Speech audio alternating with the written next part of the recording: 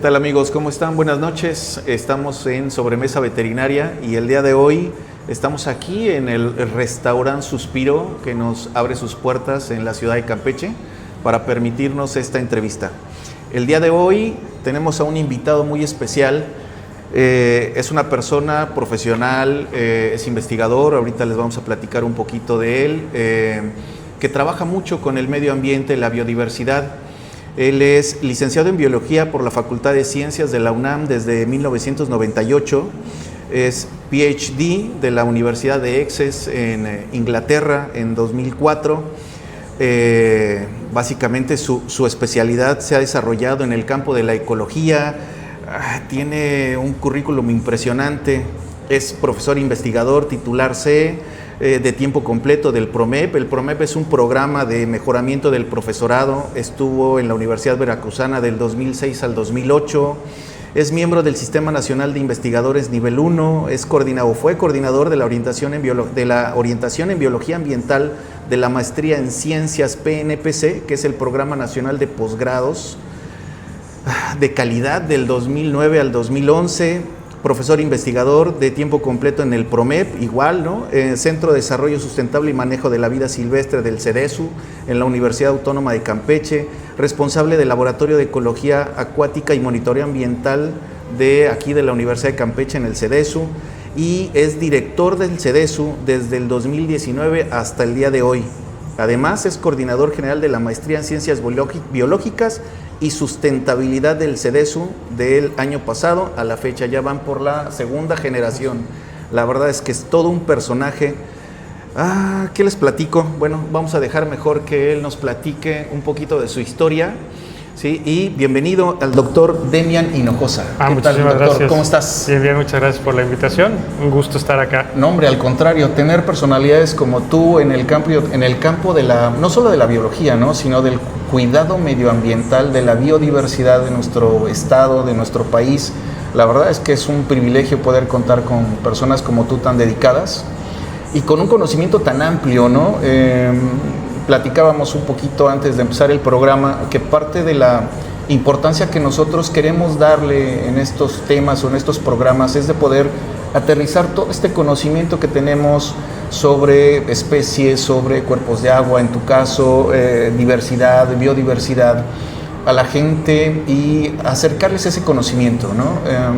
Creo y estamos convencidos que entre más conocimiento tenga la población, va a ser más fácil que cuidemos y mejoremos nuestro medio ambiente, no solo en la parte animal, como es lo que nos corresponde a nosotros como veterinarios, sino en términos generales, ¿no? El bienestar animal sin el bienestar ambiental no veo cómo puedan no llevarse, ¿no? Claro. Uno sin el otro, ¿no? Sí. Así que platícanos un poquito de ti. ¿Por qué biología? Bueno, biología siempre fui muy de tener animales, de estar muy cercano a la naturaleza. Bueno, en la Ciudad de México, donde soy originario, pues vivíamos en una zona boscosa, muy bonita en el sur de la ciudad, cercano al Parque Nacional Desierto de los Leones. Okay. Y nos la vivíamos en el bosque viendo y siempre pues interactuando con la naturaleza, experiencias muy buenos recuerdos, ¿no?, de la infancia, y bueno, siempre con el cariño de tener organismos y estar en contacto. También muy cercano a la música. Yo prácticamente estuve a punto de dedicarme a la música porque también es una pasión que siempre he tenido. En su momento era mucho más porque, bueno, teníamos... ¿Cantabas o tocabas? Cantaba y tocaba también. ¿Ah, sí? Sí, teníamos una banda. La Máxima Entropía era nuestro grupo. ¿Qué música tocaban? Pues todas eran canciones nuestras originales, no tocábamos covers. Y bueno, era una fusión interesante entre rock, ska, reggae, un poco tipo Police, tipo Soda Stereo.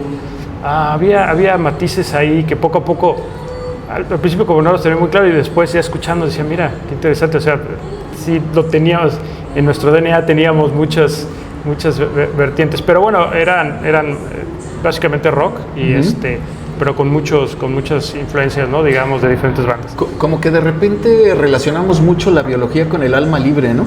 Sí, no, de hecho, pues éramos bueno, somos de los que estábamos en la banda, pues de alma libre. Un gran amigo, hermano, Darío González Valderrama, un gran músico. Él sigue en la música y es un gran productor, es un gran musicazo.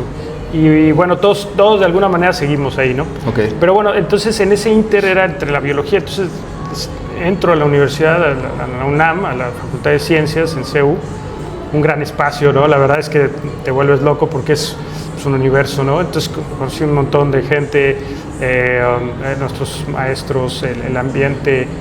De por sí ya éramos Pumas desde antes, ¿no? De entrar, ¿no? Apoyando el equipo y demás de fútbol. Y bueno, empiezo el desarrollo de la carrera con mucha pasión. La verdad es que muy metido en la carrera.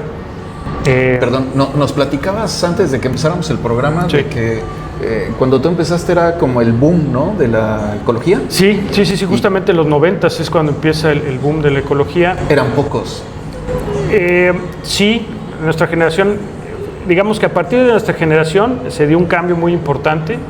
De hecho, hoy en día muchos colegas y amigas y amigos queridos pues están realizando y son responsables de laboratorios muy importantes a nivel nacional, otros con funciones muy importantes administrativas y directivas.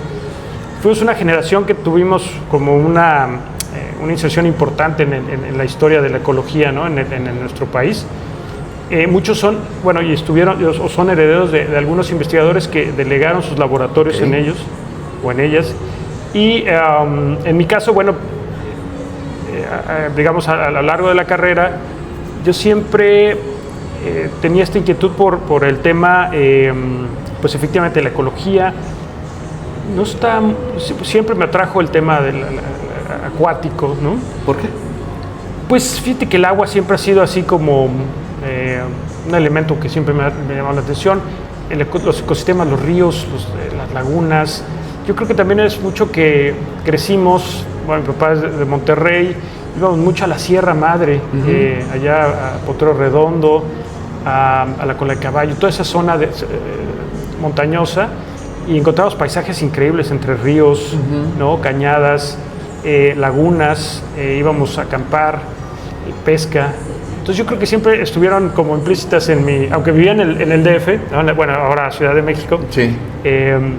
Pues siempre estuvimos como, bueno, y siempre teníamos muchas actividades asociadas a áreas con agua, ¿no? Entonces, hasta hoy todavía en Monterrey, la Cola de Caballo, hay una laguna ahí cerca de Cola de Caballo. Bueno, está la presa. La presa, sí. Que hace poco se secó completamente por el tema de la falta de lluvia, ¿no? En la zona. ¿Cómo se llama la presa? De La Boca. La Boca. Sí. O sea, tienes que ir, o sea, quienes no conozcan esa zona, la verdad es que tienen que ir. Sí. Cola de Caballo y Presa La Boca son paradas infaltables. Hay muchos cuerpos de agua por allá.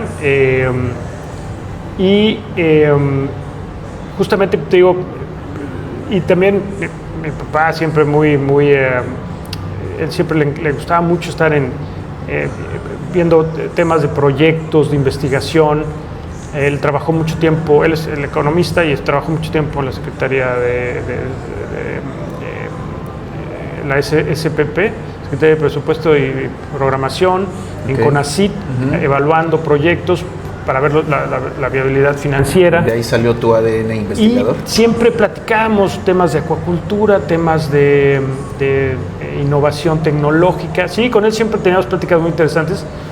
Y teníamos un montón de peces, creamos peces betas, teníamos un montón de bichos en la casa, ¿no? Recuerdo a mi madre también, le encantan los animales, teníamos, aparte de perros, gatos y demás, y que hasta un burro tuvimos, ahorita te cuento esa historia en la casa, porque era...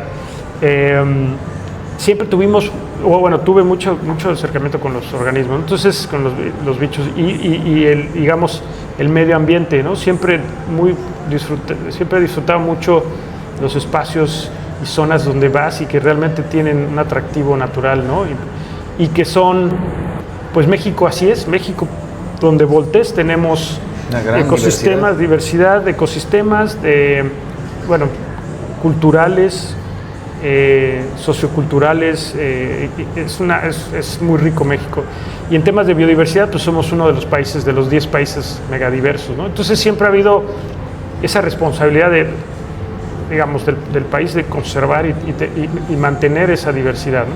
Entonces, bueno, ¿qué pasa? Yo en mis primeros pininos, digamos, cuando me voy a titular de la licenciatura, entro a trabajar con un gran amigo, Luis Zambrano, que él estaba realizando su doctorado en ese momento, justamente analizando el impacto de la carpa común, el Cyprinus carpio, en especies de la cuenca del Lerma. Entonces Luis está analizando muchos aspectos de las implicaciones tanto ambientales como sociales del cultivo de la carpa. Yo me incorporo a su proyecto, analizando cómo la carpa interactúa con una especie de acosil, o como le dicen por acá, pigua. Porque bueno, es una especie de camarón, ¿no? Endémico. Sí, un camarón de agua dulce. Y entonces, Camarellus montezumae, que de hecho es endémico de la cuenca del Lerma. Y entonces, bueno, pues ¿qué pasa? La gente sembraba carpa en los bordos y en las zonas, digamos, de los lomeríos y en los ranchos, como un programa que hay de la Secretaría digamos, del área de acuacultura, y para obtener proteína rápida, ¿no?, para las comunidades. Pero ¿qué pasaba? Veían que sembraban la carpa y desaparecía la pigüita. Entonces, pues, ¿qué es lo primero que piensas? Bueno, se la está comiendo, ¿no? Claro. Y entonces, bueno, pero la carpa no es depredadora, la carpa es ventívora, se alimenta del fondo. Entonces, hicimos todo un estudio para ver qué estaba pasando y encontramos cosas muy interesantes, que finalmente no se la estaba comiendo, sino lo que estaba haciendo, y esas especies y las especies invasoras se les llama ingenieros ecosistémicos porque modifican muchos aspectos del medio ambiente. Y en el caso de la carpa, resuspende el fondo, incrementa la turbidez, desaparecen muchas plantas acuáticas, y vimos que el acosil o la pigüita se reproducía en estas plantas, se alimentaba ahí, y al no estar descendía la población. Claro. Entonces había un efecto indirecto hacia la especie, no directo de... Sí, cambia su medio ambiente. Exactamente, ¿no? Entonces vas cambiando, y así como la pigua, ahora, por ejemplo, él sigue estudiando el efecto sobre el ajolote, el Ambistoma mexicano, que es una especie endémica en la cuenca de Xochimilco, del Valle de México, con la carpa y la tilapia, ¿no? Entonces, bueno, yo inicio con eso y continúo, terminando mis estudios, mi tesis, me voy al doctorado a Inglaterra a continuar en la dinámica de la ecología acuática. Gran parte de las escuelas, o la escuela del estudio de cuerpos acuáticos interiores, digamos, de agua dulce, se crea en Europa. Y pues digamos, refuerzo todos estos conceptos y visión y aspectos metodológicos. Realmente fue una experiencia muy padre. ¿Qué tan difícil fue para ti irte a Inglaterra, y dejar México? Sí, bueno, te da el síndrome del jamaicón, ¿no? Sí, claro, es difícil, ¿no? Al principio, pues, como que no sabes qué onda, entre el clima, el idioma. Lo bueno es que pues, la escuela donde estuve, la universidad, es multicultural, y hicimos grandes amigos, ¿no?, que seguimos estando en contacto, hermanos realmente. Pero sí, efectivamente, fue difícil, ¿no? Por suerte, yo cada año trataba de regresar, estar una temporada con la familia. ¿Cuántos años estuviste allá? 4 años. 4 años. Sí, 4 años fueron. Pero bueno, fue un proceso muy interesante, complicado, porque bueno, sí trabajas muchos temas y digamos, la dinámica de trabajo no es tanto como la tenemos aquí, que tienes a veces pues varios técnicos que te pueden apoyar, sobre todo cuando estás como estudiante de doctorado, o en Estados Unidos, que es muy común. En Inglaterra es un poquito más como, sí te dan apoyo, pero no hay tanta gente disponible, entonces tienes que ser muy eficiente y tienes que lograr desarrollar un montón de habilidades. Es algo que me dio, eso es que... Hacer muchas cosas en el mismo tiempo, ¿no? Sí, hice muchísimas cosas. O sea, yo realmente voy a mi tesis, la veo y digo, ¿en qué momento hice todo esto? Porque era en retrospectiva. Sí, entre idas a los pubs, al bar, las fiestas y demás. Y entonces seguir chambeando y haciendo, ¿no?, los experimentos y lo que tenía. Si te hubieran dicho, vas a hacer todo esto en este tiempo, A lo mejor uno se bloquea y dice, no. no, es imposible, ¿no? Bueno, hoy en día, ¿cuál es la gran diferencia? Y se los digo a mis alumnos. Le digo, no, chavos, o sea, esto que estamos viendo nosotros lo hacíamos a mano, ¿no? O sea, toda la medición. Hoy en día tenemos sensores que directamente te dan el valor. Entonces te ahorras todo ese proceso manual que en su momento era preparar, centrifugar, filtrar, leer, meter los datos a una ecuación, a un algoritmo para poder tener el valor. Y luego escribirlo. Sí, no, y hoy después le dices a la Excel, inteligencia artificial, hazme un resumen de esto y rápido. Sí, no, y analizarlo, ¿no? Estadísticamente y generar toda la parte, digamos, comparativa y de discusión, ¿no? En el proceso, ¿no? Científico. Pero bien interesante porque aprendí un montón de cosas, ¿no? O sea, yo trabajaba con invertebrados acuáticos, peces, calidad de agua, microalgas, plantas, procesos, digamos, dinámica de nutrientes, de interacción sedimento, columna de agua, un chorro de cosas y obviamente aprendes a manejar el equipamiento. Sí. Y en resumen fue una gran experiencia, realmente no tuve malas experiencias. Digo, a veces había cosas que pasaban, pero pues como en todo, pero realmente fue algo muy... Es parte de la experiencia, ¿no? Es parte de la experiencia. ¿Sabes cuál fue una de las cosas que me marcó? Bueno, no, sí, me marcó y cada vez que lo platicamos me acuerdo, ¿no? Recuerdo ese día estaba en el laboratorio con una amiga alemana, estábamos trabajando y de repente las noticias dan una noticia y me dice ella, ¡ay, cómo! Yo no la alcancé a escuchar. Dije, ¿qué pasó? No, pues que acaba de haber un atentado en Estados Unidos. ¿Cómo? Sí. Entonces dije, oye, vamos al otro laboratorio, bueno, de los asesores. Yo había una tele, una pantalla que era por un microscopio, pero yo como buen mexicano, su antenita, y entonces yo veía Los Simpsons en la tarde-noche, ¿no? Que era ya cuando todos salían, yo me quedaba trabajando. Y el ingenio mexicano. Entonces le digo, no, van. Entonces prendemos y de repente empiezan a llegar todos. ¿Y qué había pasado? Era el atentado a las Torres Gemelas. Okay. Y a todos nos marcó, porque yo en ese momento dije, híjole, yo estoy del otro lado del planeta, ¿qué va a pasar? ¿Cómo vamos a regresar? ¿No? Sí. O sea, y todo el mundo obviamente se creó todo el mundo estaba realmente choqueado, impactado, y después empezó a haber como mucha tensión en los países que de alguna manera estaban o apoyaban algunas acciones contra el terrorismo y demás.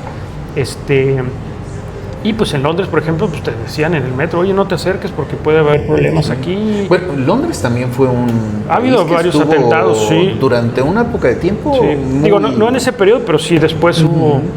Y entonces, bueno, ese fue uno de los. Y lo otro fue las vacas locas, que me tocó un rebrote de las vacas locas.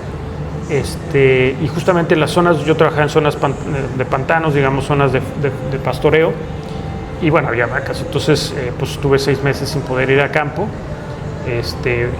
y bueno, hasta que se controló y demás, pero bueno, sorteando, a lo que voy, tienes que sortear muchas cosas, ¿no? Cuando estás en... Sí.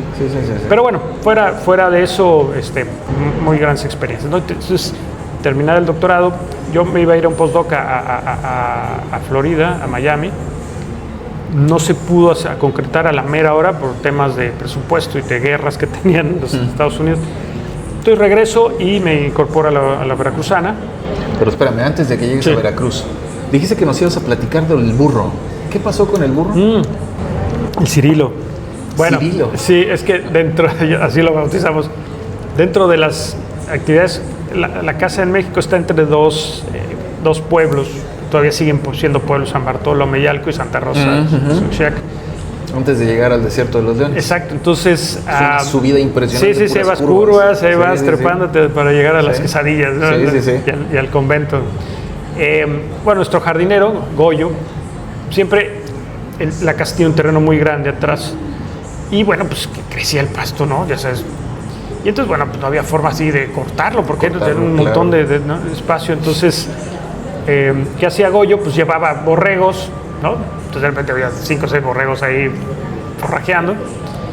Y un día le dijo a mi mamá, oye, señora, voy a traer a mi burro, ¿no? Se lo dejo unos días para que pues, coma pasto. Bueno, o sea, lo amarró ahí atrás.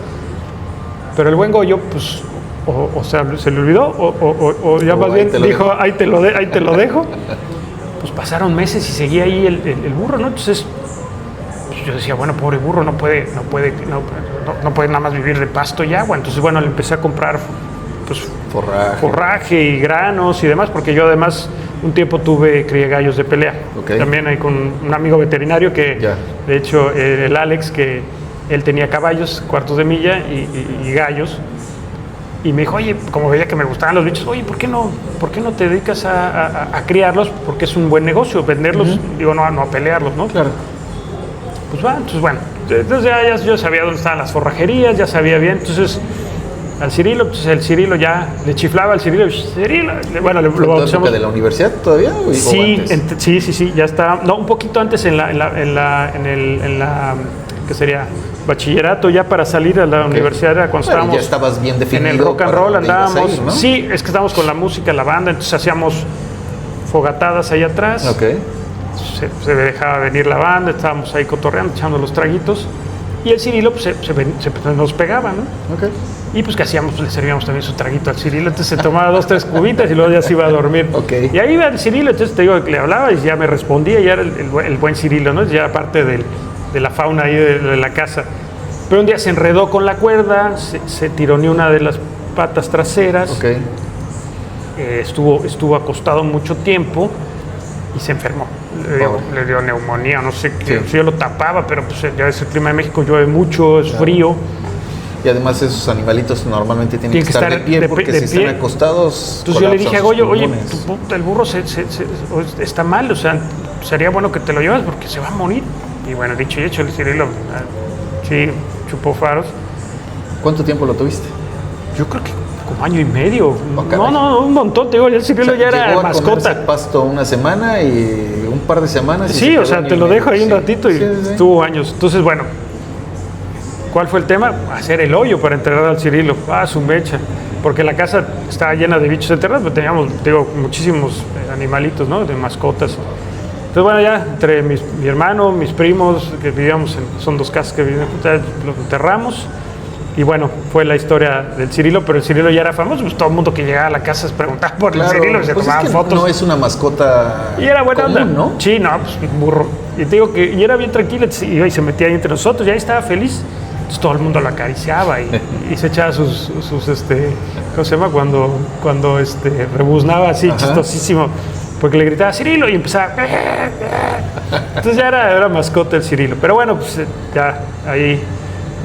Fue un momento, hasta ahí llegó la historia del Cirilo. Pero por ahí tenemos unas buenas fotos con el Cirilo. Y te digo, ya regresando al momento a México, ¿no? Pues empezamos a trabajar en la Veracruzana, en el área de Catemaco, Sotecomapan, cerca de los Tuxtlas, en áreas muy importantes de biodiversidad y de riqueza, sobre todo acuática, entonces proyectos interesantes. Empezamos a hacer mucha gestión con Pemex, proyectos. ¿Ahí llegaste ya con la idea de investigar?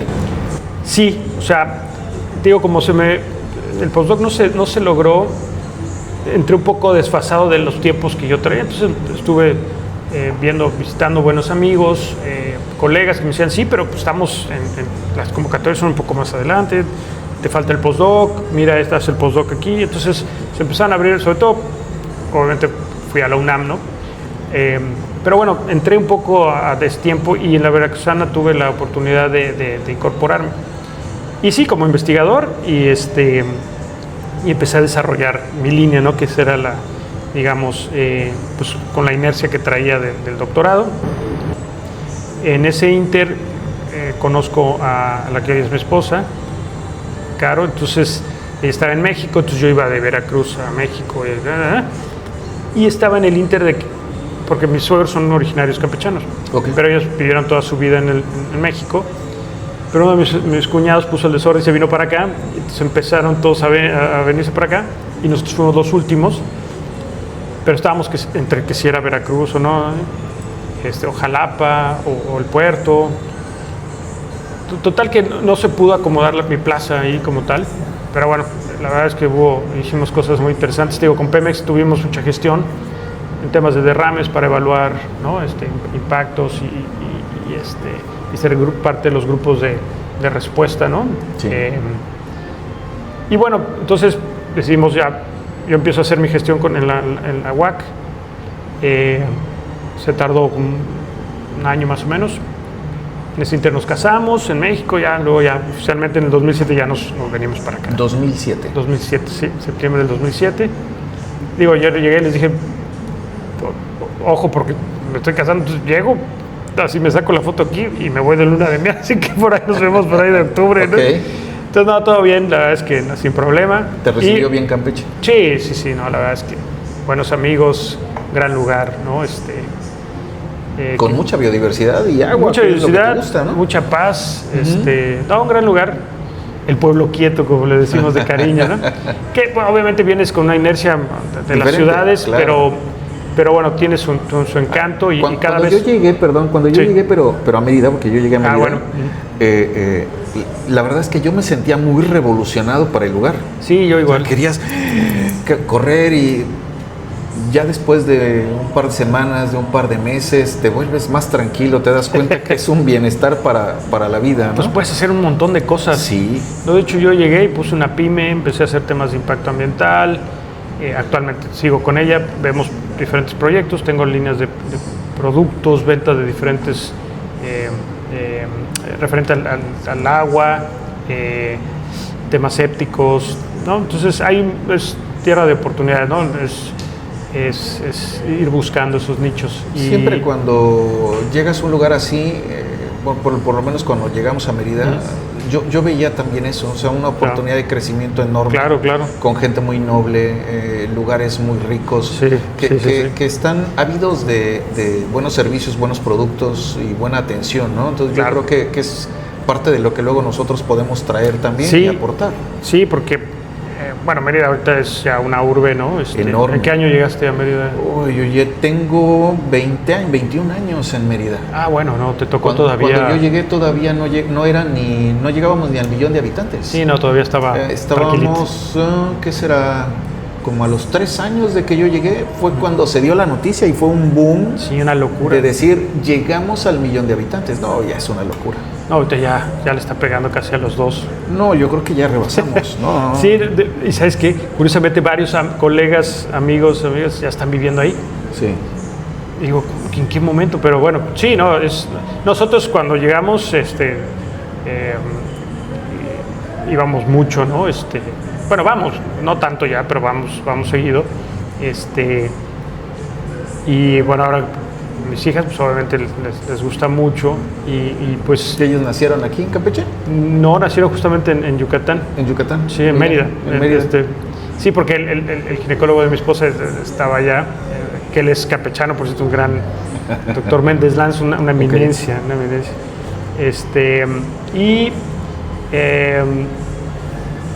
Y te digo, en algún momento dijimos, bueno, pues puede ser que nos podamos ir para allá, pero la verdad es que las cosas se han dado bien aquí. Sí. Y bueno, entro a la UAC, al Centro de Desarrollo Sustentable y Aprovechamiento de la Vida Silvestre, CEDESU, un nombre no muy corto. Y bueno, muy orientado en lo que comentabas, ¿no? El tema de biodiversidad, ordenamiento territorial, flora y fauna, ¿no? Que es como al principio era lo que más se trabajaba. Y con mi incorporación, bueno, empiezo a abrir la línea acuática y la interacción entre ecosistemas acuáticos y terrestres. Con los colegas empezamos a hacer proyectos muy interesantes, tanto de monitoreo, aprovechamiento y digamos del uso sustentable, ¿no? De los recursos naturales. ¿Qué le dirías a la gente, a los jóvenes que están en la secundaria, bachillerato, preparatoria, que de repente tienen ese interés, por ejemplo, sobre los animales, sobre la diversidad, sobre las ciencias ambientales, naturales? ¿Por qué ser biólogo? De repente hay muchas personas, ¿no? Platicábamos antes de empezar que como que tienen catalogado biólogo. Sí. Pero todo hipioso. Sí. Pero ya cuando empiezas a meterte más en en la parte de los procesos, ¿no? De la vida, te das cuenta que los biólogos están por todos lados. Sí, justo como comentábamos. Y que cada vez que avanzamos más, digamos, en el tiempo, los biólogos estamos siendo como una pieza clave. ¿A qué me refiero? Cuando ¿El eslabón perdido? Por ahí, ¿no? Aparte del eslabón. No, cuando nosotros cuando yo inicié mis estudios, digamos, las problemáticas eran otras, ¿no? ¿A qué voy? El concepto de cambio climático se estaba gestando, como que nadie lo creía todavía, sí, había, ¿no?, como las primeras evidencias y se estaba ya gestando el término, pero en realidad se estaban estudiando selvas, bosques, ¿no? A nivel ecosistémico, el concepto ecosistémico, la interacción entre especies, entre organismos y plantas, y el concepto de conservación. También México tiene una gran cantidad de reservas ecológicas, coberturas muy importantes y ecosistemas muy importantes, y también se fomentó en esa época el incrementar las áreas de reserva. Esa era la prioridad, ¿no? Lograr conservar o cuidar lo más posible los ecosistemas que tenemos en el país. Y después, en el Inter, empieza a tomar mucho más vuelo y seriedad el tema de cambio climático, porque es una amenaza a la biodiversidad y a las reservas ecológicas y a los procesos ecológicos, ¿no? De procesos ambientales. Entonces, bueno, hoy en día ya es inminente. Estamos viendo cambios muy importantes, ¿no? No nada más en el clima, sino en microprocesos y procesos que se dan ambientales en los sitios, en las zonas. A mí algo que me tiene impactado es estos fenómenos de estos huracanes que se están dando de manera tan fuertes, ¿no? Estas categorías que de repente ya casi hay que sumar otras categorías que no se pensaban.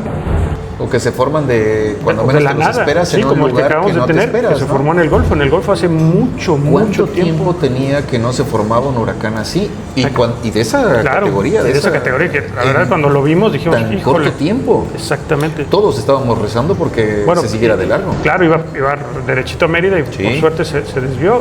Aquí, bueno, nos dejó mucha marejada en las casas de la playa, y sí les dio medio su zarandeada, pero por suerte no pasó a más, ¿no? Pero bueno, como eso, tenemos incrementos muy importantes en temperaturas, la precipitación ha estado fluctuando mucho, la lluvia.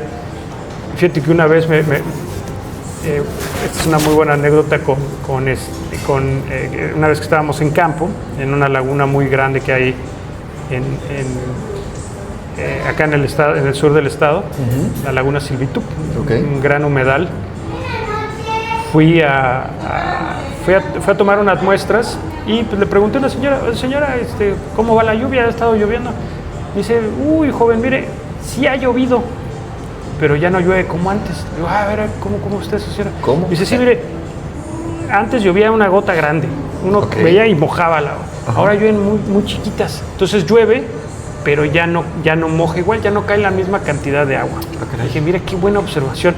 Y ese es uno de los detalles que luego no vemos. Y es, digamos, ella ejemplificó de manera muy puntual el fenómeno, ¿no? de cambio climático, en el cual no es que ya no llueva, ¿no? Sino que sí sigue lloviendo, las épocas se han recorrido, tenemos años muy, digamos, contrastantes. Hay años que llueve mucho, por ejemplo, este año ha sido bastante húmedo, pero otros años que son muy secos, y que también llueve, pero igual no llueve la misma cantidad. Entonces, bueno, obviamente está asociado al fenómeno del niño y la niña. Cuando anda uno y otro, pues tiende a llover más, ¿no? Pero bueno, donde lo hemos visto muy claro y los efectos es en Calakmul, por ejemplo, en la zona de Calakmul. La fauna cada vez se compromete más para lograr obtener agua, ¿no?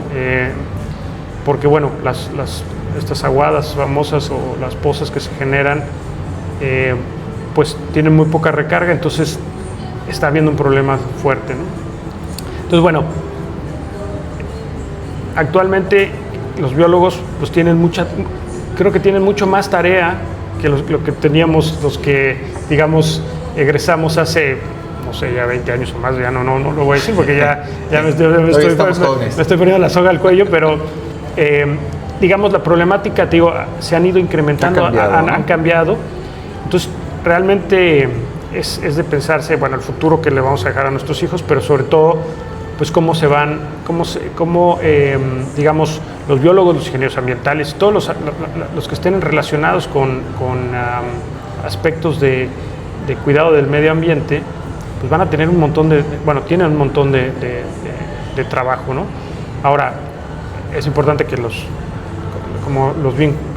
normalmente conocidos tomadores de decisiones, ¿no? Digamos, los gobiernos, sí, tengan muy claro eso para poder generar esos espacios y dar las oportunidades y las herramientas para que se puedan desarrollar su trabajo. Hoy en día toda la información que tenemos de estos fenómenos es gracias al proceso científico, ¿no? A grupos de investigación que han estado evaluando todas estas situaciones y fenómenos que se están dando, y es por eso que hoy tenemos mucho más certidumbre y conocemos mejor estos procesos, ¿no? Antes, hablar de gases de efecto invernadero, pues sí era algo común, pero no necesariamente se tenía pensado las implicaciones, ¿no? Sí. Entonces, bueno, ya hoy sabemos bien, y los niños, yo he dado muchos cursos a niños en ese sentido, cómo hacerles entender este proceso que hemos creado, ¿no? Porque, bueno, realmente somos los grandes culpables de todo esto, ¿no? Entonces, claro. Y bueno, luego vino también todo esto de la fiebre del plástico, ¿no? Que ahorita estamos también evaluando microplásticos en los ecosistemas. Y a mí siempre me tiran a loco porque pues, yo en la casa siempre separo basura, o sea, todos los plásticos, latas y demás, los separamos, lo llevamos a un centro de acopio, ¿no? En algunas ocasiones de manera gratuita, en otros no nos pagan, bueno, pues ahí sale para las cervecitas, ¿no? Pero es crearle esa conciencia, ¿no? Porque en algún momento me preguntaban mis hijas, oye papá, pero ¿por qué tú pones todo separado y nadie más lo hace? Digo, porque tiene que empezar, ¿no? Exacto, porque necesitamos enseñarle, darles el ejemplo a los vecinos de que de esta manera, si ellos no lo van a vender y obtener un recurso, pues separarlo le favorece al que lo recolecta y eso no va en la basura y entonces estamos asegurando de alguna manera que ese plástico pues no llegue a las calles, no llegue al mar, no llegue digamos a las áreas naturales. Y acabas de decir algo bien importante porque al final podemos explicarle a las personas el beneficio que tiene separar la basura, no vamos a contaminar, pero eso implica trabajo. Sí, claro. Y muchas personas de repente dicen, bueno, ¿para qué quiero más trabajo si siempre lo he hecho así y nunca ha pasado nada? ¿No? Claro, crear esa conciencia y la cultura. Y algo muy importante es que cuando buscas generar esa conciencia, esa cultura, dar la información para el cambio, parte del trabajo que hacen ustedes como investigadores es generar proyectos para no solo esa parte, o sea, de generar conciencia, generar cultura, sino de buscar un aprovechamiento. Claro. Si tú seleccionas tu basura y haces esto, hay empresas que te la pueden comprar y vas a obtener un beneficio económico. Entonces, de alguna manera la gente empieza a ver las cosas desde otra perspectiva, ¿no? La educación puede ir cambiando y de manera secundaria obtenemos el beneficio que buscamos, vamos a decir, como medioambientalistas, ¿no? ¿Sí? Claro. Y la gente poco a poco también va entrando en esa cultura porque va buscando un beneficio, ¿no? ¿No es así? Sí, efectivamente. El tema es que somos medio cabezas duras, o sea, a veces los procesos no son tan rápidos. Sí, a claro. mí uno de los procesos que se me hizo muy interesante y rápido fue el de los popotes. No sé si te acuerdas que de repente hubo una campaña hace unos años para evitar el uso de popotes. Y aquí en Campeche se dio muy rápido, la gente dejó. Yo, de hecho, ya casi no utilizaba popotes, ¿no? Digamos, trato de ser un poco congruente. Y se logró rápidamente porque hubo también como el apoyo Fue del muy sector. poco tiempo, ¿eh? Sí, fue del sector, Sí. sector restaurantero, hotelero, como que todos entraron en la misma dinámica y se logró, por esto de las tortugas, ¿no? Ya ves que luego tienen los popotes incrustados. Y entonces, bueno, y así, esto del plástico, el del plástico sí ha sido más complicado, o sea, bolsas, el PET. Y mira, yo siempre les doy el ejemplo a mis alumnos, ¿no? Yo recuerdo cuando estábamos niños allá en la Ciudad de México, pues la gente tiraba tiraba los envases en la calle. Sí. La basura, bajaban el vidrio del coche, como pasa aquí. ¿Qué pasó? Bueno, pues si a la buena no entendíamos, pues obviamente empezaron las multas y demás. Entonces, pero bueno, eso generó indirectamente, vamos a decir, esa cultura a entender que si, y que es algo, porque tú, no sé si les pasa a ustedes, pero tú ves a alguien tirar algo en la calle y lo primero que haces es te da coraje y te da así como ganas de agarrar la patada, ¿no? Sí. Entonces, es esa conciencia que creas, ¿no? De decir, bueno, ¿qué le pasa a este cuate, no? O sea, como, oye, se te cayó tu botellita, ¿no? Claro. Y aquí todavía estamos luchando, ¿no? No nada más en Campeche, en el sureste, estamos luchando por generar esa conciencia, pero que también, entiendo, no nada más es de la parte de la sociedad, sino tiene que haber un acompañamiento de las instituciones que también generen los espacios donde tú puedas poner, recolectar, que sea una cuestión cíclica, ¿no? E integral. Pero sí es importante que la gente entienda que No es correcto. No es correcto y que, porque a veces, como bien dices, estamos acostumbrados a que lo tiras y alguien va a barrerlo, ¿no? Sí.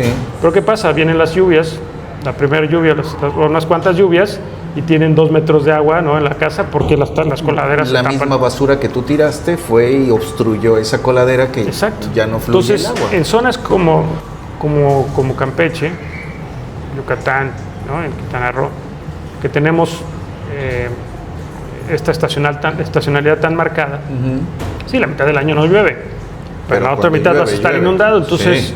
tenemos que tener esa conciencia de decir, mira, y también ¿qué pasa?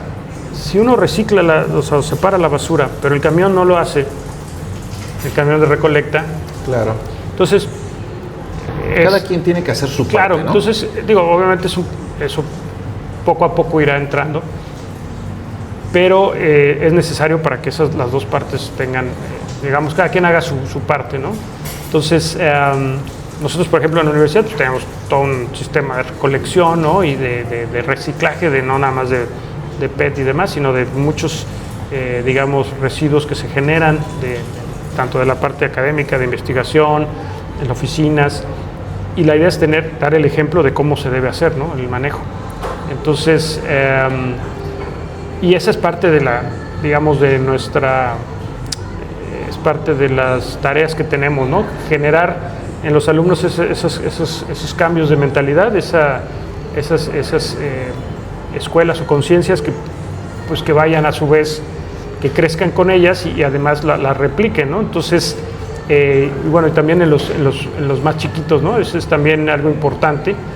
Y entonces, así como la basura, nosotros también les generamos ese interés y ese respeto por la naturaleza, ¿no? O sea, te decía, en CEDESU tenemos un área muy, muy padre que los invitamos a todos a que nos visiten, la sala de biodiversidad, que es un espacio recreativo de aprendizaje, de conocer los ecosistemas que tenemos en el estado, qué especies son las que están presentes, que están en taxidermia, es un área muy, muy padre. Digo, que más quisiéramos que tener vivos a los organismos, ¿no? Pero claro, bueno, no siempre se complicado. puede, ¿no? Pero bueno, los puedes ver ahí y es un espacio en donde se les platica, sobre todo a los más pequeños, a los niños que nos visitan, pues la importancia, ¿no? de la flora, de la fauna, porque es importante cuidarla, Claro. los procesos ambientales que hay, cómo nos beneficiamos de la flora y la fauna, pero también cómo hay que protegerla. ¿Y este centro lo tienen abierto? ¿Lo abren? Sí, normalmente días, estamos de bajo lunes a visita? viernes, de 8 a 4, ya Ok.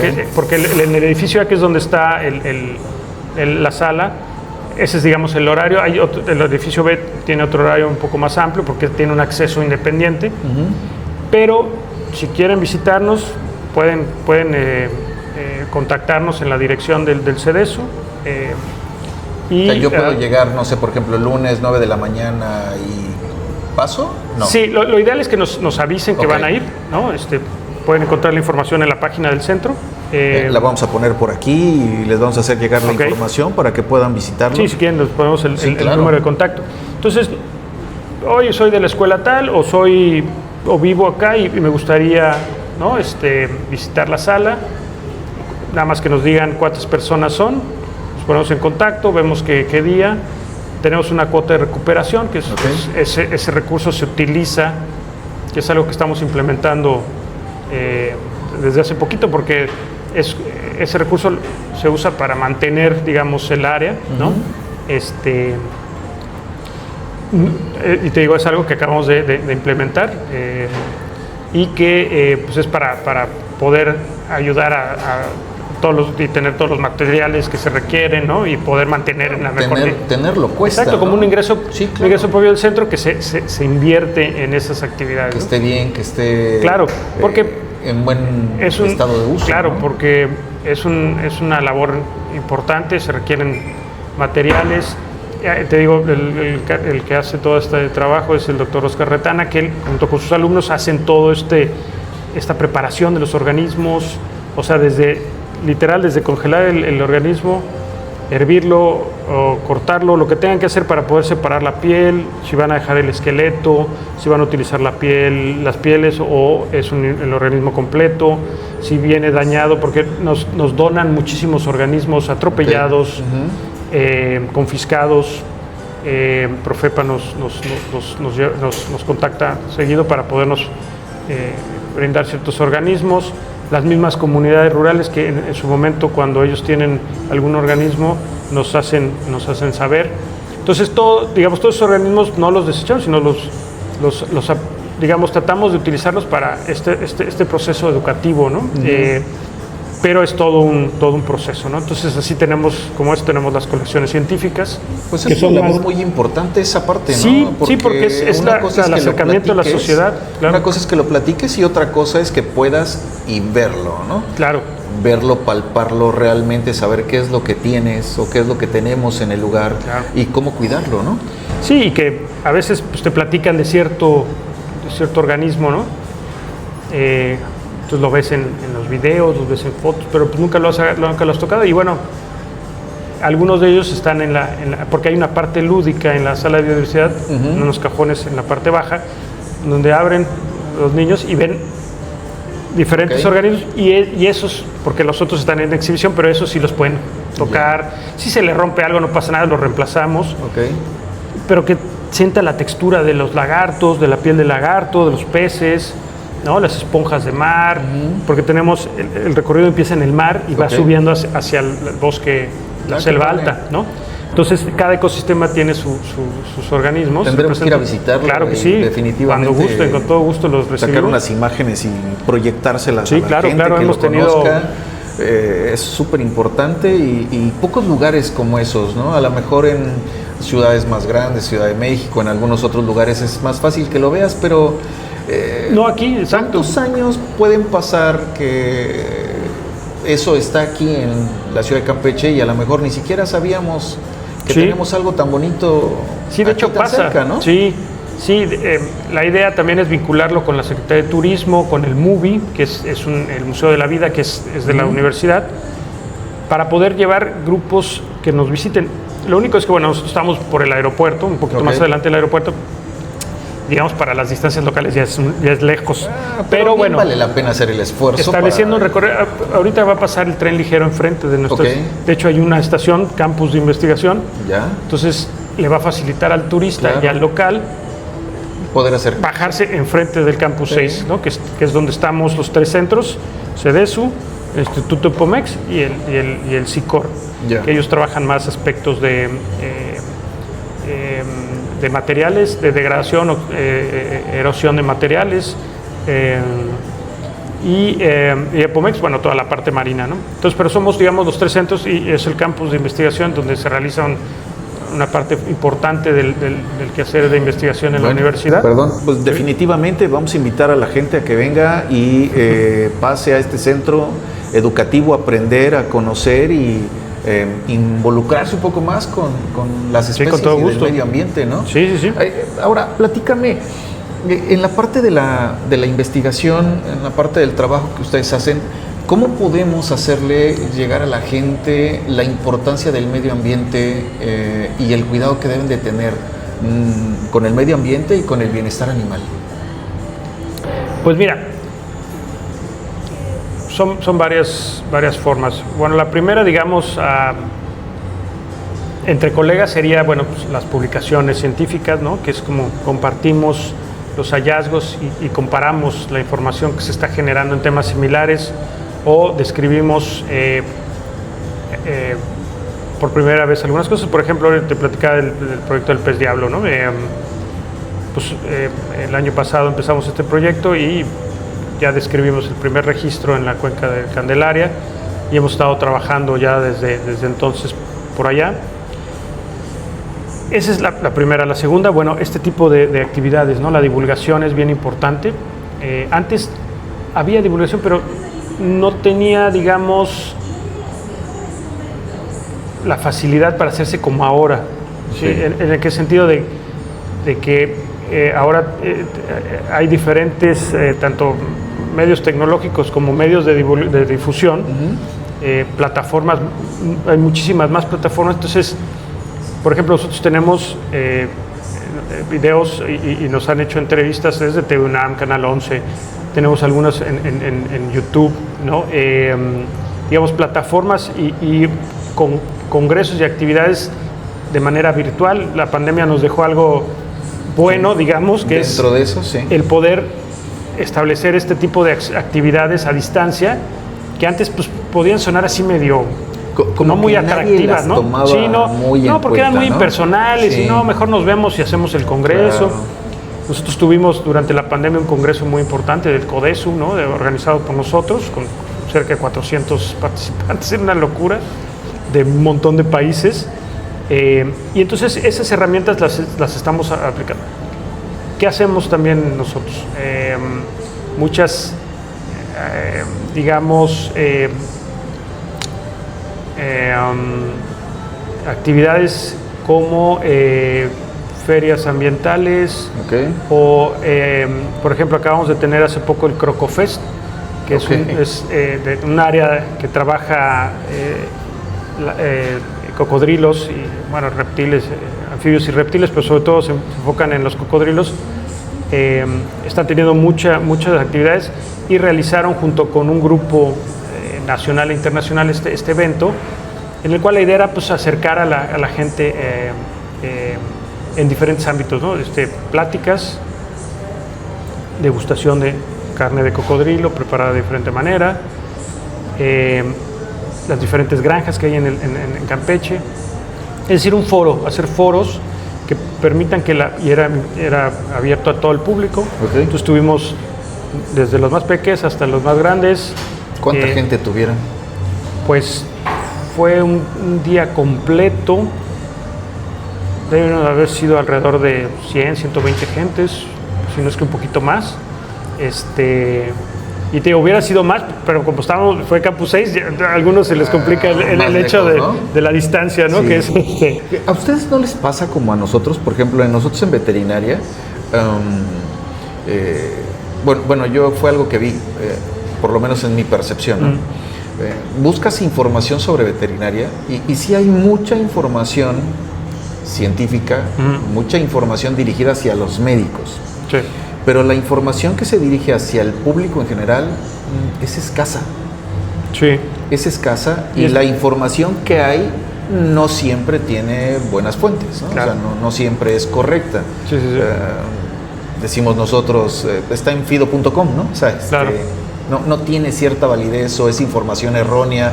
Que pues publica personas que no realmente tienen la autoridad o el conocimiento como para compartirlo, ¿no? De ahí que nosotros generamos, por ejemplo, este canal, ¿no? Con la intención de poder informar al público. ¿A ustedes no les pasa algo similar? Pues sí, A veces nos buscan para temas medio amarillistas o para algún tema que está en el momento, digamos, un punto álgido, como es el tema de los plaguicidas, Okay. o algún tema... El Tren Maya. El Tren Maya, efectivamente. Entonces, pues sí, tenemos que tener cuidado, obviamente, con lo que decimos, cómo lo decimos, pero la idea es, pues, no desinformar, sino realmente... Claro. Una labor que se hace importante también en la universidad es a través de Radio UAC, que tiene emisiones constantemente, y trabajamos cápsulas, ¿no? Que justamente dan, son informativas de las actividades que se están realizando, ¿no? Tanto de la parte de investigación como de toda la universidad. Pero sí, de repente... caemos mucho con los usos y costumbres, ¿no? Por ejemplo, algo que es muy difícil de trabajar con la sociedad en general es, bueno, esto de las serpientes. Uh-huh. Serpientes, arañas, lagartos, todos le corren porque están, pues, estigmatizadas, pobres. Sí. En la casa, de hecho, siempre es una araña, no la mates porque acá está el biólogo, no se va a enojar, ¿no? Okay. Y efectivamente, pues, sabemos que ni te hace nada y ayuda muchísimo a controlar otros insectos, ¿no? Entonces, pero es bien difícil porque hasta para unos de repente manejar especies que son venenosas, en el caso de las serpientes, hay que tener cuidado. Lo mejor es, pues, si no le sabes, ni te metas, cada quien por su lado, ¿no? Pero no es tan fácil. Es que, como te digo, esos usos y costumbres están tan arraigados que lo primero que hacen es darles un manchetazo. Sí. Y que yo he ido aprendiendo también mucho de las especies, ¿no? Sobre todo con las serpientes, pues tampoco uno es especialista, ¿no? Pero bueno, aquí en la zona donde vivimos, en Campeche, en su casa, Gracias. Cuando gusten ir. Es una zona bastante, digamos, boscosa y hay muchos bichos. Entonces, bueno, uno empieza a aprender a lidiar con ellos, ¿no? Sin molestar su hábitat y cada quien como en su lado, ¿no? Y bueno, también, obviamente, las mascotas ayudan a controlarlos y mantenerlos fuera de las casas, ¿no? Pero sí es algo que, pues, hemos estado tratando de trabajar, crear esta conciencia, porque sí es difícil pues romper esos digamos, mitos y costumbres, ¿no? que tenemos. Entonces, bueno, por ese lado es parte de la labor que hacen. Igual los murciélagos, por ejemplo, ¿no? Uh-huh. Pues sí, están muy feitos los pobres, pero bueno, cumplen un papel muy importante y además no te hacen nada, ¿no? Entonces, claro que no. Pero bueno, también no todo el mundo ha agarrado un murciélago, ¿no? No cualquiera se va a arriesgar y no tiene la oportunidad. Entonces, por ejemplo... Y más si ahora salen las películas de los vampiros y eso la siempre gente empieza a creer, ¿no? Sí, y bueno, siempre ha habido, ¿no? Esta a veces ficción de ciertos, ¿no? organismos, pero... no, pero lo que voy es que así como de repente en algunas de las actividades que hacemos, pues sí puedes agarrar un murciélago, igual está todo el tema de las aves, ¿no? El apreciar, ¿no? Uno a veces se la pasa viendo para abajo, pero si tú volteas a las copas de los árboles, ves un montón de organismos. Diferente, ¿no? Y que, por ejemplo, ese es muy atractivo para... Los gremios de ornitólogos son de los gremios más grandes en el mundo.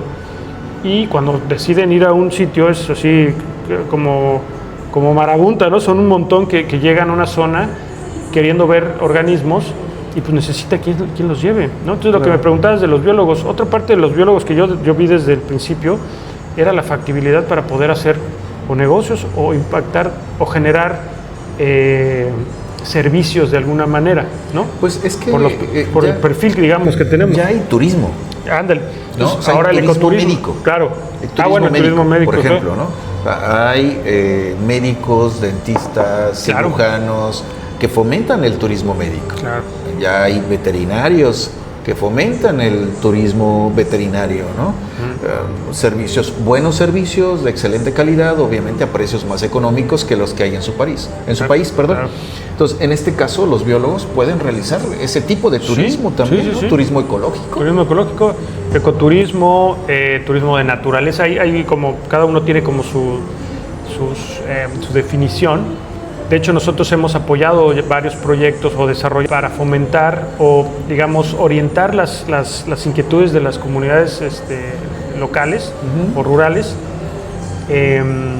porque ellos se dan cuenta de lo que tienen, nada más que les falta esa parte que les diga cómo poder aprovecharlo en este sentido, ¿no? Ahí es donde entran ustedes. Exacto, con asesoría, nosotros ¿no? la asesoría, la capacitación, y bueno, falta la parte de gobierno para la parte económica, digamos, para poder impulsar esos proyectos. Y que la gente se dé cuenta que realmente tiene un efecto. Sí, ¿no? claro. O sea, nos platicabas antes de comenzar del proyecto que tienen con el pavo.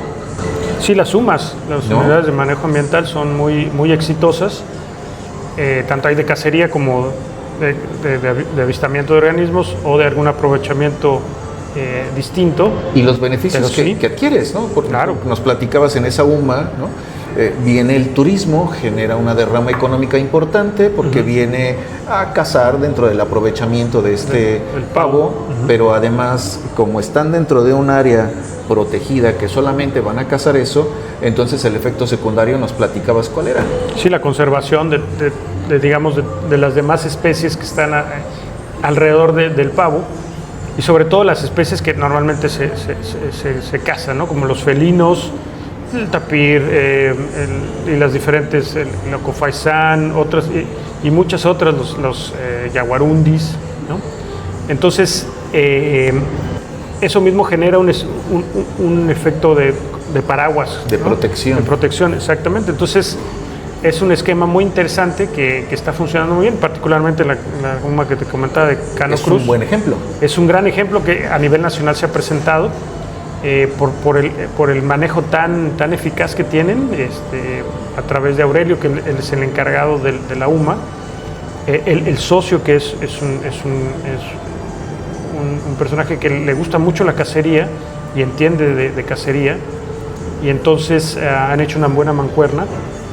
Y como te comentaba, es una UMA que todos los años tiene completamente reservada su temporada de caza.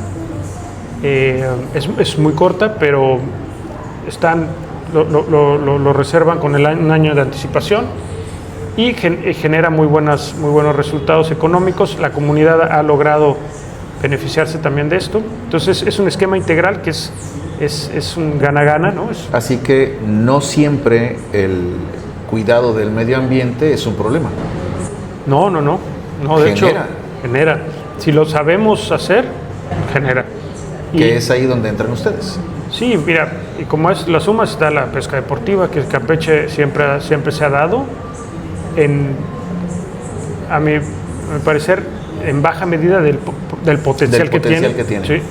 ¿Y qué hacer para que pues hay crezca?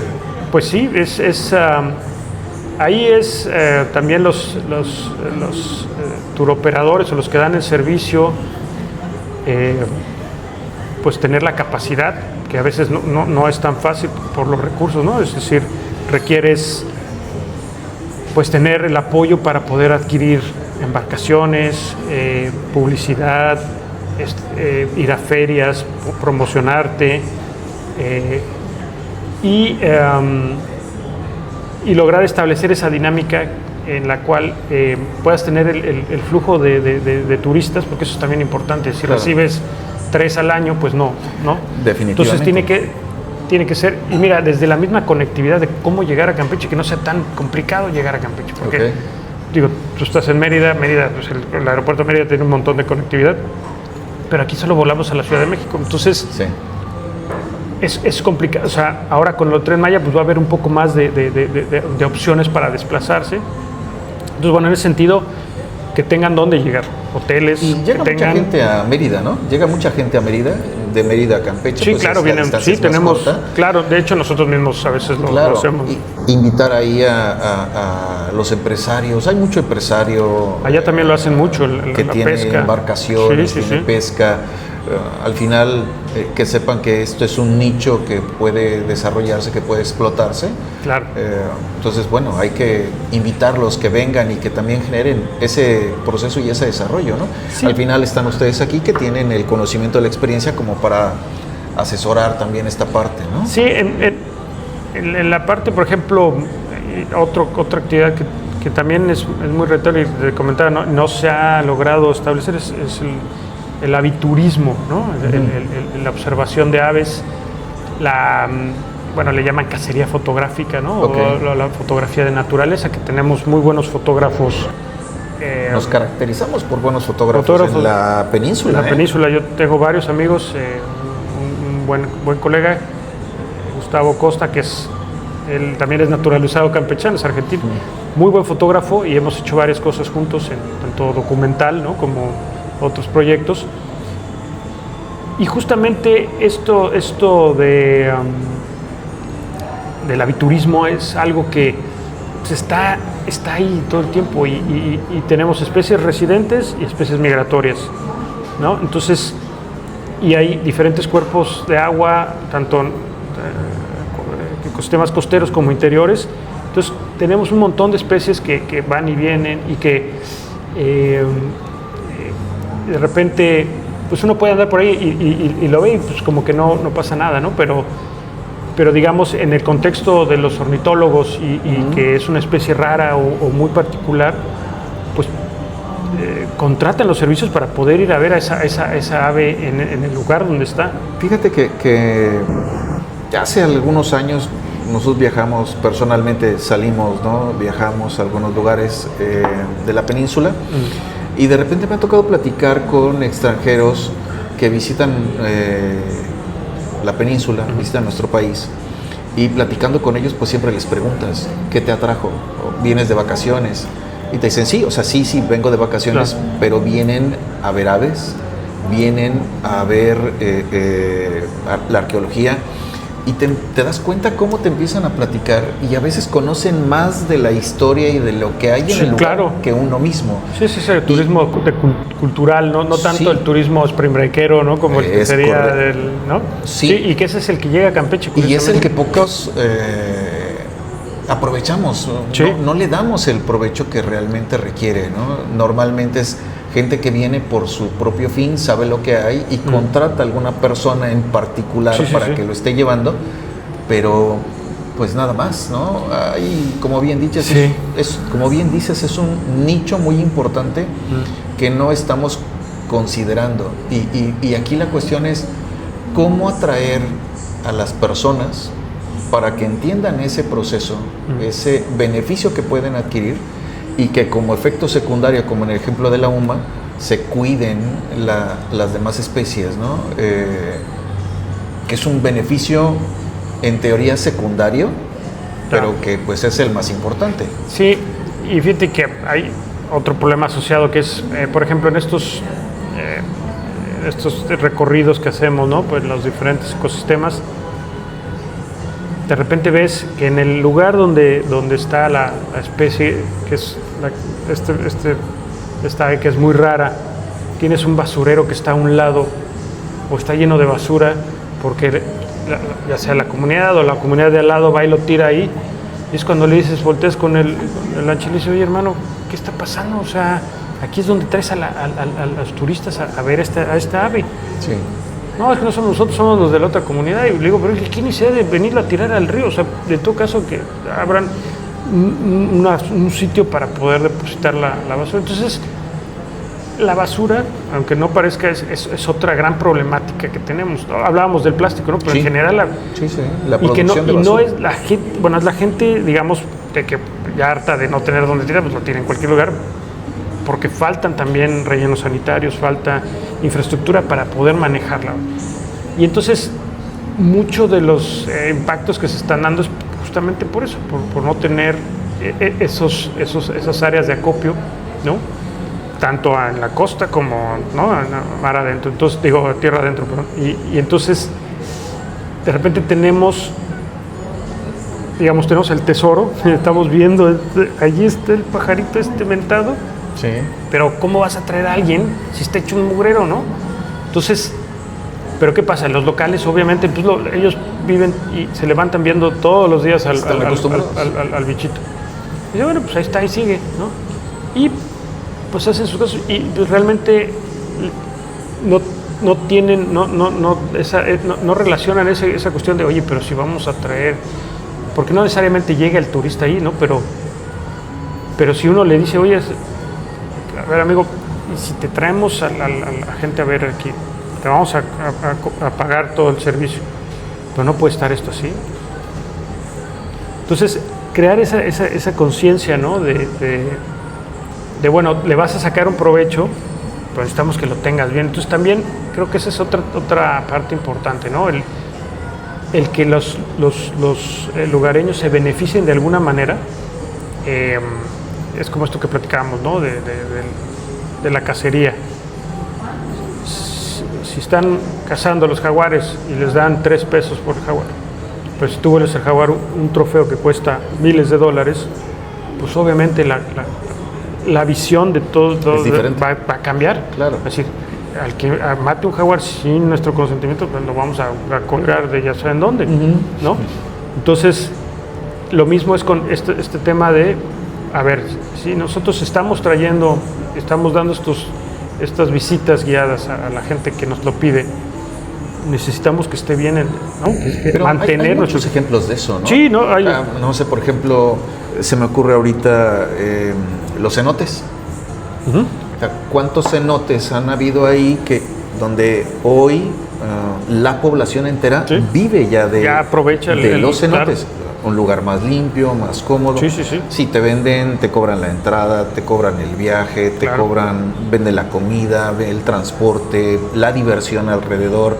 Ya se vuelve toda una experiencia. Exactamente. Pero definitivamente tiene que haber un beneficio. Si no hay un beneficio en un mundo tan difícil y complicado como es el nuestro, ¿no? Donde los usos y costumbres no siempre ayudan al medio ambiente, ¿no? Sí. Estamos acostumbrados a la falta de infraestructura, no hay un lugar donde se viertan los desechos, cada vez la tecnología en cuanto a los alimentos procesados, donde ya hay mucha basura de por medio. Exacto. Somos generadores de mucha basura. La misma dieta, cómo cambia la dieta local. Todo.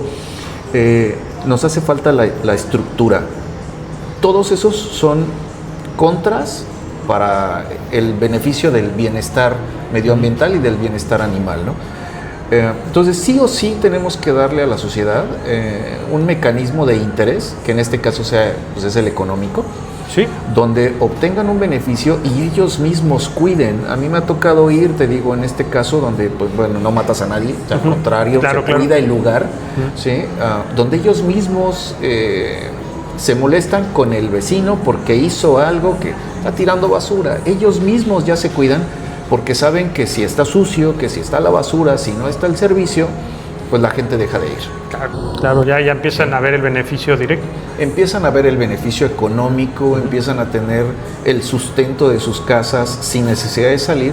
Pues yo creo que eso es importante, hacérselo saber, hacerles entender este proceso, ¿no? Sí, totalmente. Y que, mira, se supone que a raíz de lo de Tren Maya se va a impulsar mucho este tipo de actividades, que no estamos muy ciertos cuándo y cómo, ¿no? Porque bueno, hubo un montón de foros y procesos para, digamos, garantizar y evidenciar, garantizar y dar a conocer qué proyectos eran los que se iban a impulsar, ¿no? Entonces, algunas comunidades los consultaron, otros no. Entonces, porque eso también es, o sea, tampoco puedes llegar a imponerles algo, claro, pero sí orientarlos, como bien decías, ¿no? Entonces, nosotros, y que esa es una labor también interesante, nuestros alumnos, ¿no? Sobre todo los de maestría, en la maestría en Ciencias Biológicas y Sustentabilidad, del CEDESO, pues estamos trabajando directamente, por ejemplo, en zonas que se han visto modificadas por el proyecto, ¿no? de Tren Maya, por ejemplo, el hotel en Calakmul, ¿no? Algo que no terminamos todavía de entender, pero bueno, ya está hecho. Entonces estamos haciendo comparativos del antes y el después para ver qué cambios puede haber hacia ciertas especies por toda la, tanto en el proceso de obra como posteriormente, para ver si va a generar o no algún impacto. Entonces tenemos casos de estudios de antes y después muy interesantes, ya se los haremos conocer ahí, sobre todo hacia las aguadas, verlos, ¿no? Sí, claro. Entonces, pero sobre todo el trabajo también comunitario, ¿no? El acercamiento con la gente, que te transmite también sus pensares, sus pensamientos, sus inquietudes, y de alguna manera nosotros podemos, sin politizarnos ni meternos en camisas de once varas, orientar ciertas inquietudes que tengan, ¿no? Entonces, digo, sobre todo al tema del ecoturismo ha sido algo importante. Se han creado algunas redes de turismo rural sustentable, tratando de impulsar estas ideas, ¿no? Entonces, bueno, veremos qué tantas se pueden lograr. Pero bueno, Campeche es un laboratorio vivo que podemos, yo creo que vamos a poder desarrollar diferentes actividades de este tipo, y bueno, nosotros dar acompañamiento a ellas y tratar de apoyar en lo que más podamos, ¿no? Pero sí tiene que haber una estrategia, ese es el tema, ¿no? Tenemos que estar como todos en el mismo canal. En el mismo canal, exactamente. Y bueno, la universidad ha tenido su papel importante, ¿no? Desde la capacitación de alumnos para trabajo directo con las comunidades y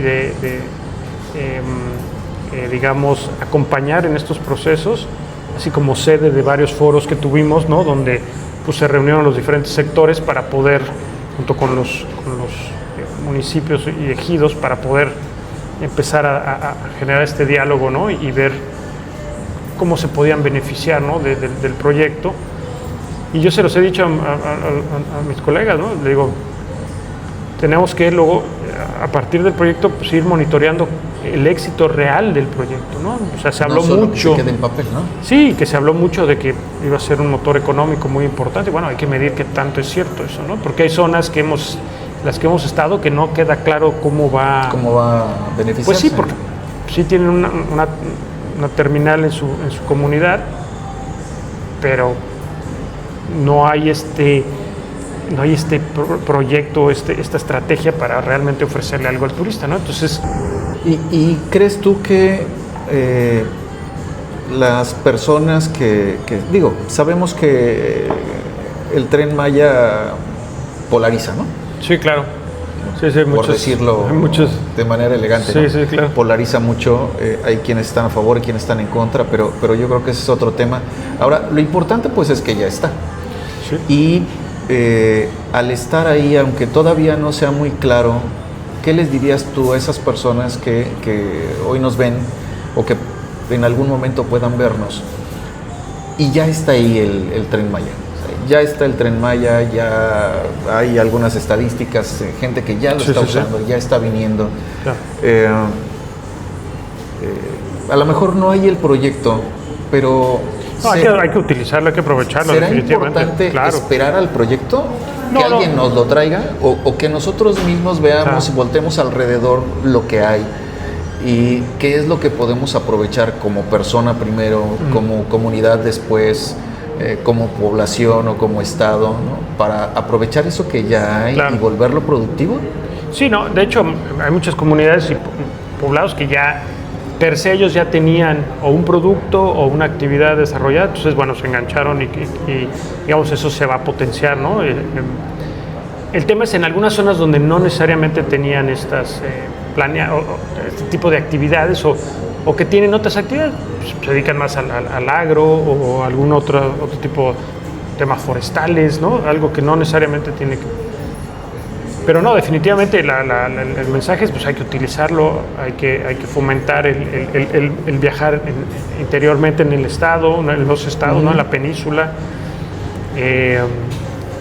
Sí, yo dentro de poco ya me tocará subirme, tengo un viaje por ahí, pero bueno, finalmente de todo lo que es cómo se hizo, ¿no? Bueno, finalmente ya, como bien dices, pues ya está hecho.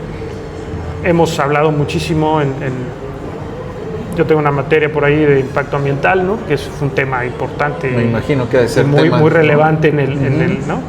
Y pues lo usábamos como ejemplo, ¿no? Entonces, con los alumnos vimos el proceso. Bueno, hay muchos, como bien dices, hay muchísimas cosas que se hicieron bien, que se hicieron mal. Pero bueno, ahí está y tenemos que pues darle el beneficio de la duda y empezarlo a utilizar, y ojalá sea un motor económico, ¿no? Y cultural y social para el Pues Estado. ya está, hay que aprovecharlo, ¿no? Buscar la manera de, Pues sí.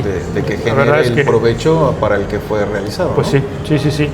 Y en lo ambiental, pues nosotros seguiremos, te digo, dándole en los proyectos que tengan alguna interacción o relación con ello, pues seguir pues realizando el monitoreo y seguir digamos, determinando si habrá impactos o situaciones posteriores, ¿no? a la construcción, y bueno, pues estar realizando ese tipo de acciones, ¿no? Pero también ver cómo sacarle provecho, ¿no? Lo que decías, ¿no? Entonces, la idea es que la gente pueda acercarse de manera mucho más fácil y más rápida a ciertas zonas, pues bueno, motivar y digamos, pues platicar con los lugareños para que se tenga se establezcan estas dinámicas, ¿no? Y que pues, Sí. sea un beneficio real. Y te digo, ahí están, los vemos, nada más que de repente hay cosas que todavía falta amarrar, pero bueno, esperemos que en el corto plazo Pero se pueda. tendrán que ir cerrando, ¿no? Sí, Conforme o sea, vayas avanzando. Digo, son cosas que tan fácil como te bajas del tren y bueno, ¿quién te va a llevar a la zona? ¿Quién te va a mover acá? Entonces es un tema de turoperadores, de la misma comunidad, quién te va a recibir, quién te va a cobrar, qué servicios, dónde comes, o sea, digamos que engarzar todas las diferentes piezas para Integrar, que esté. ¿no? Exactamente. Integrar todos los servicios para que realmente puedas Exacto. ir avanzando, ¿no? Exacto. Y Demian, si tuvieras que aterrizar parte de tu trabajo como biólogo, como investigador, para que la gente pueda mejorar esas condiciones de medio ambiente y de bienestar animal, vamos a decir, 5 cosas rápidas que pueda determinar, ¿qué les dirías? Ser consciente, respetar, ¿no? La naturaleza, digamos, tanto a la vida silvestre como a las mascotas y a los seres vivos, participar activamente, no nada más en las redes, ¿no? De poner Claro. likes y estar ahí. Sí. Realmente hacer, ¿no? Preguntar y buscar realmente qué está pasando, porque a veces mucha de la información pues se manipula, no nos dan la versión real de lo que pasa. Entonces como sociedad, ¿no? Tenemos que estar atentos a qué está pasando, exigir, ¿no? Que se nos diga, pero también así como exigimos, pues cumplir, ¿no? En el sentido, Dar lo que nos toca, ¿no? en lo ambiental creo que ahí esa es una parte importante. A veces aventamos como la bolita y el problema, no, pues es que el gobierno, pero pues espérame, esto es de dos, ¿no? Es como Sí. la corrupción, para que pase tiene que haber dos, ¿no? Porque, Claro. entonces, Tenemos que aportar nuestro grano de arena exacto. también, ¿no? y a ver, y yo también se los digo mucho a mis alumnos, ¿no? Les digo, bueno, ¿cuál es la diferencia entre un país desarrollado o de primer mundo y nosotros en vías de desarrollo? Digo, ellos ya resolvieron muchas problemáticas que nosotros todavía no estamos en proceso de, como, bueno, primero, poder tener el alimento diario en nuestras casas, y agua y luz, digamos, las cosas básicas, ¿no? Que nos permitan estar bien.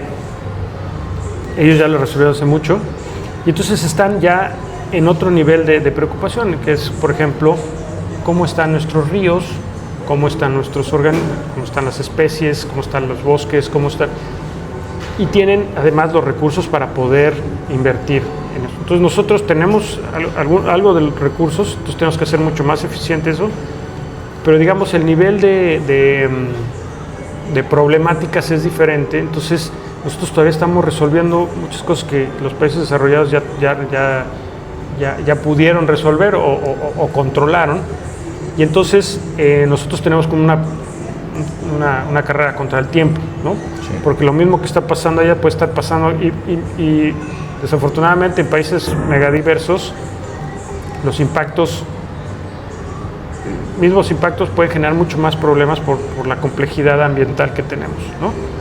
México es, como decíamos, es increíble, digamos, una bendición, ¿no?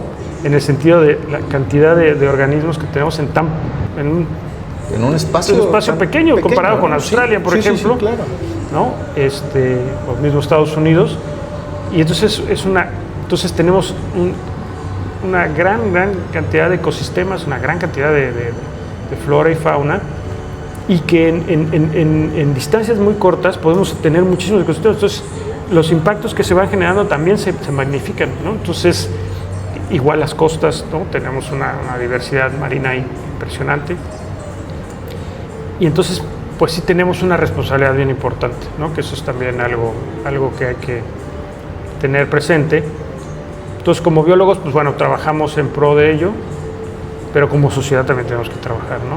Pues estamos inmersos ¿no? Sí, no podemos así esto. como... Sí. Desafortunadamente mucha gente y las nuevas generaciones como que han pintado su brecha, porque bueno, la tecnología ya es una locura, ¿no? La inteligencia artificial, esto del metaverso, ¿no? El otro día nos reíamos porque mandan un video, un chat de una tía, ¿no? Porque es de españoleta. No nada contra los españoles, Okay. grandes amigos, pero bueno, tenía que ser español. Y dice, no hombre, sea tío, gallego, ¿no? sí, puede ser que he comprado un terreno en la Luna, o en Marte, no, en la Luna. Dice, ¿cómo? Sí, ya compré mi terreno en la Luna. ¿Y qué vas a hacer con eso? No sé, pero ya tengo mi terreno en la Luna, ¿no? Que no, dice, no puedo comprar en Marte porque estaba muy caro y ya se habían acabado. O sea, un video así, es increíble.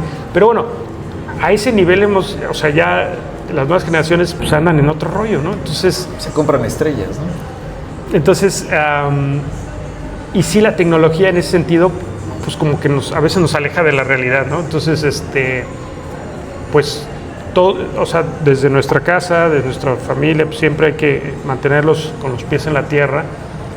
Y así como escuchamos las noticias, opinamos de temas políticos, pues también estar al día con los temas ambientales, con la situación que tenemos en nuestra localidad, lo que nos corresponde, cómo podemos sumarnos, apoyar, y si hay que quejarnos, pues quejarse, y si hay que hacer acciones, pues sumémonos.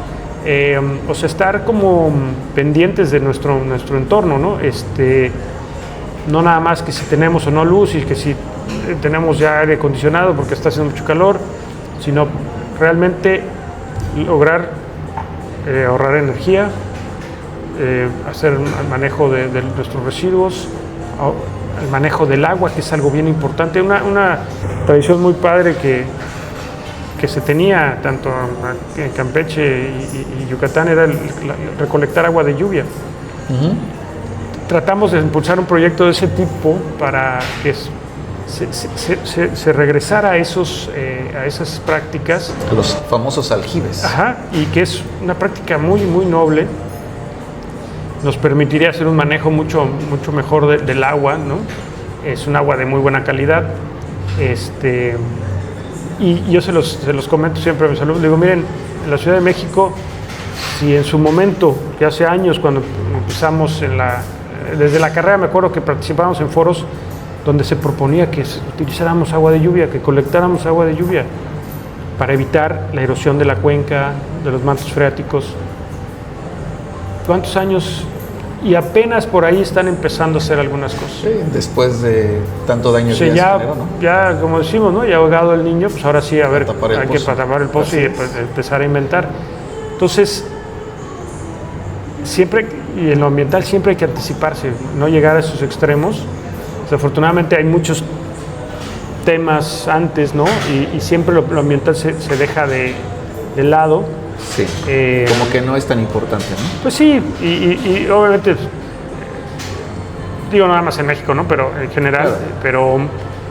Pero sí, al tener un país como el que tenemos, pues tenemos que ser bastante responsables en el sentido muy cuidadosos, sí. Pues de estar en la jugada. Buscar ese beneficio, sí, ¿no? Sí, y entonces hacer uso de nuestros ecosistemas, pero garantizando que se mantengan, ¿no? Y bueno, no hemos hablado de las aguas residuales, ¿no? También, que es otro gran problema a nivel nacional. digo, a nivel mundial, pero a nivel nacional. Claro, lo ¿no? que nos compete. Campeche, ¿qué tenemos que en Campeche que es muy padre? Que prácticamente no hay contaminación atmosférica. Okay. O sea, hay poca. Digo, hay mucha tumba quema, ¿no? Por ahí tenemos algunas emisiones digamos, industriales, pero es mínimo. Entonces, pues ya es de los pocos sitios, creo que no tienen mucho, como no tenemos mucha industria, pues no hay tanta emisión. Hay tanta. Pero bueno, sí hay en algunas épocas, ¿no? Se generan, sí se generan muchas nubes por la quema, pero bueno, ese tipo de cosas hay que aprovecharlas y mantenerlas, ¿no? Ahora pues se van a establecer, tenemos que tener monitoreo de las partículas en el aire.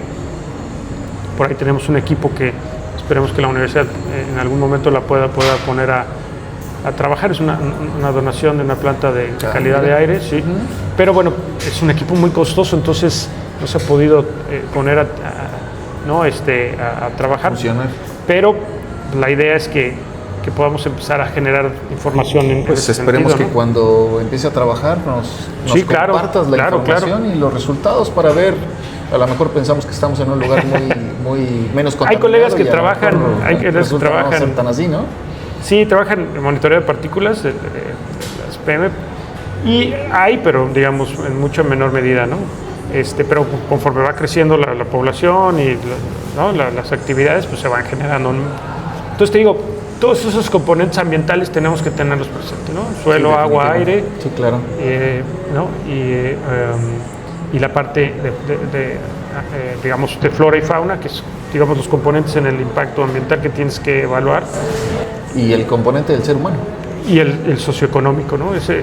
Que luego este beneficio que se le va a dar a la sociedad justifica el impacto, pero pues hay que realmente pues, tratar de minimizarlo, lograr un punto medio y que todo, digamos, el beneficio sea en ambos sentidos, ¿no?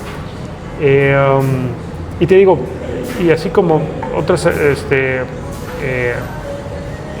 acciones que se pueden hacer, a veces pues nos sentimos que somos muy poquitos o que somos así un punto en el universo, pero bueno, poco a poco se van generando estas acciones y bueno, desde la universidad, desde el CEDESO, pues siempre estamos impulsando, ¿no? ¿Y cómo invitarías a la población a que se unan a este movimiento, a estas campañas de mejorar el medio ambiente? Pues lo que te decía, hay colectivos que realizan acciones, pues sumarse, ¿no? Mira, bueno, y cosas como, y que ustedes va más en el sentido de las mascotas. Cuando paseamos a nuestras mascotas, pues sabemos que ¿no? Tienen que hacer sus necesidades. Y pues bueno, pues traer una bolsita pues para recogerlas. Yo me acuerdo de las primeras veces en el malecón, pues me quedaban viendo así como con cara de ¿qué hace, no? ¿Qué onda? Y cuando salía sin bolsitas, todo nervioso, así de llora como. Entonces venía ahí con un palito y así, y hasta que encontré un bote de basura, ¿no? Entonces, pues cuestiones que igual para los locales no son tan relevantes, ¿no? Pero que van adquiriendo relevancia, ¿no? Claro, entonces conforme es más común que las personas se preocupen por levantar la materia fecal de sus mascotas, ¿no? Y desde el ámbito, ¿no? de ustedes, pues también se ha creado esa conciencia y se empieza a volver ya una cuestión como lo de la basura, que decimos que si alguien tira la basura desde el coche, pues ya te genera una reacción, ¿no? Y esa es la idea, que no se vuelva, que no sea algo raro, sino sea algo común, ¿no? Y más bien mal el que no lo hace y mal visto y que se sancione. Y es lo que también les digo, ¿no? Creo que es más el efecto del castigo social que del castigo legal. Exactamente. ¿No? El castigo legal es, si no me vieron, pues no pasa nada, claro. Pero el castigo social todo el mundo te ve, ¿no? Sí, claro, que te chiflen y te balconen ahí, ¿no? Te estacionaste mal en un cajón y ya vienen, te graban y te vuelven viral. Doble fila ahí. Sí, ya es el de la gran iniciativa. Híjole, Demian, la realidad es que hay información mucho material para platicar, pero Híjole, no quiero, pero el tiempo también es importante. No, sí, te entiendo. Definitivamente, desde hoy quiero comprometerte a que tengamos una segunda plática, obviamente, si nos lo permites, porque tienes no, y que nos visiten en CDSU. Sí, y platiquen de los proyectos que tenemos en particular. Definitivamente. Y entremos más en materia, ¿no? Prometo que vamos a visitarte ahí en el CDSU y vamos a ver todo lo que están haciendo ustedes. Yo creo que es importante que la gente lo sepa. ¿Qué le dirías a la gente para despedirnos el día de hoy? Pues antes que nada agradecerles a ustedes, ¿no? A ti y a Carlos, pues este foro que es siempre se agradece esfuerzos de divulgación, ¿no? De difusión de la información. Creo que su proyecto está muy interesante y les deseo muchísima suerte y bueno, yo sé que ya es un éxito, entonces es una gran idea. Cuando me lo platicaron me pareció muy bueno. Y ese tipo de proyectos son también los que luego lo necesitamos en zonas donde no se tienen. Entonces se va generando esa inercia, la bolita de nieve, y se va haciendo más grande. Y pues decirle a la gente que pues esté pendiente de estos foros, siempre informarse no nada más de una fuente, tratar de tener varias fuentes para poder generar una opinión, ¿no? Uh-huh. A veces ver o leer una fuente no es o sea, está bien, pero si podemos tener más mejor, es mejor, ¿no? Pues tratar de estar en sintonía con las temáticas, ver qué acciones se están realizando en lo local, en lo nacional. Pues si es factible acercarse a las autoridades, participar en actividades que se realicen, acercarse a la universidad, que siempre las universidades somos espacios abiertos para la comunidad, ¿no? la población. Siempre la labor de la universidad será en un ámbito neutral de apoyo, conocimiento y de beneficio social, y beneficio, ¿no? Exactamente, en lo cual siempre estará ahí, ¿no? La universidad tiene un papel muy importante. La UAC, siendo que es una universidad no tan grande, tiene un peso específico muy importante en la península y en la región. Tenemos un quehacer científico muy sólido. Sí, bueno, como todas las universidades públicas con problemáticas, pero bueno, eso pues nunca nos ha detenido, ¿no? Siempre ni los detendrá, ¿no? No, estamos siempre buscando la forma de poder continuar y pues generar ese beneficio a nivel local, ¿no? A nivel social. Y bueno, con todo esto que hemos platicado, pues esa es digamos, parte de las estrategias que realizamos y de las actividades. Entonces, que se acerquen con nosotros. A veces dicen, bueno, ¿qué estarán haciendo estos científicos, ¿no? Estos biólogos, estos personajes que luego vemos por ahí en algunos videos, ¿no? Claro. Pero estamos abiertos, reiteramos la invitación a la sala de biodiversidad. En general, ver también las actividades que realiza la universidad, porque no nada más es en lo científico o en lo biológico, sino en lo cultural, en lo social, en todos los ámbitos. Y bueno, pues reiterarles que el CDSU está a sus órdenes, a su disposición, y esperemos verlos muy pronto por allá. Te agradecemos, definitivamente, sí, es un compromiso. Desde hoy lo marcamos como un compromiso y visita obligada, ¿no? Regresar el honor que nos has hecho de estar hoy con nosotros y al contrario, visitarlos y seguir trabajando más con ustedes de la mano para poder informarle a la gente, ¿no? Demian, la verdad es que ha sido un placer enorme conocerte y platicar contigo esta información tan importante y tan beneficiosa para la sociedad. Y público, realmente les agradecemos haber estado con nosotros. Los esperamos en un próximo capítulo de Sobremesa Veterinaria. Nos vemos.